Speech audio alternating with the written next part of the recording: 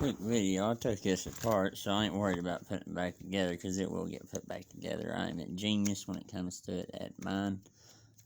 But I got two gas lines right here. I just show it on the carburetor. There's one right there. Let's see if we can get it better.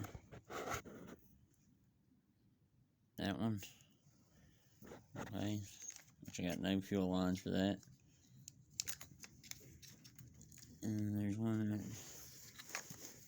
I'll just show you right here. It's all apart. Right there. But they all gotta meet right here. You connect two of them right there, and there has to be a third one involved somehow. Because if you put that one in, then what's going to be sucking out? Where at? Through the carburetor. So where's that get involved at?